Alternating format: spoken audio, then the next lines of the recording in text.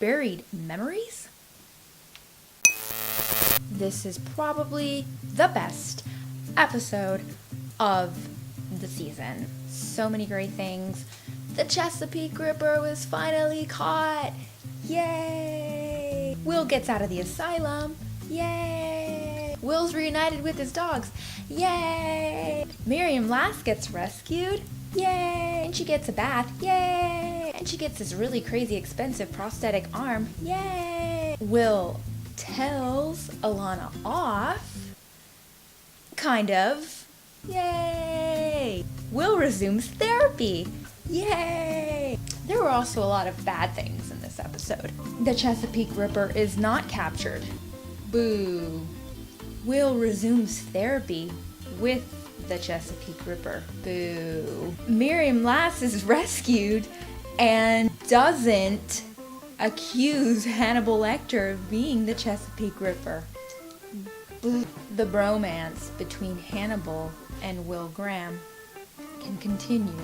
It depends on how you look at that. Will decides to play the game with Hannibal Lecter. He knows who he is, they know who they are, and he sits down, goes and says, I want to resume therapy. Can we just pretend that I didn't just try to kill you twice?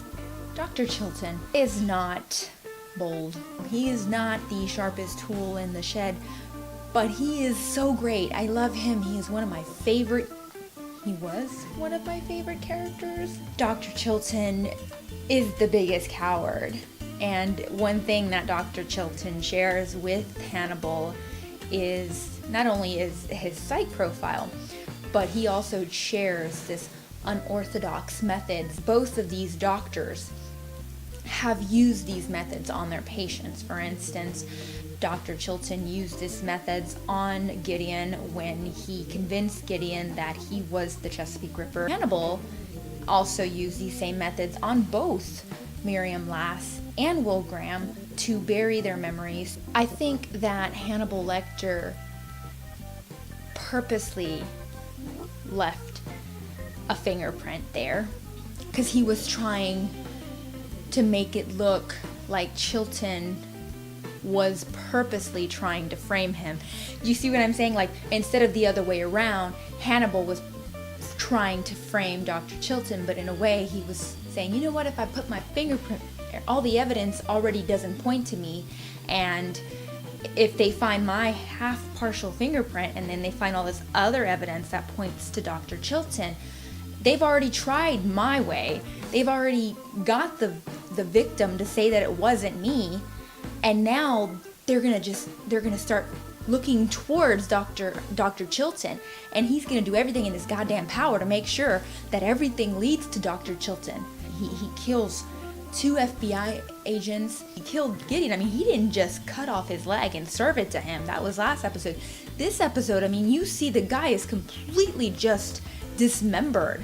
Jack Crawford, I know deep down inside, Jack Crawford knows that Dr. Chilton's not capable of this at all. There's no way that he would be capable. I mean, it's just crazy. I mean, this guy's walking on a cane. He can barely run.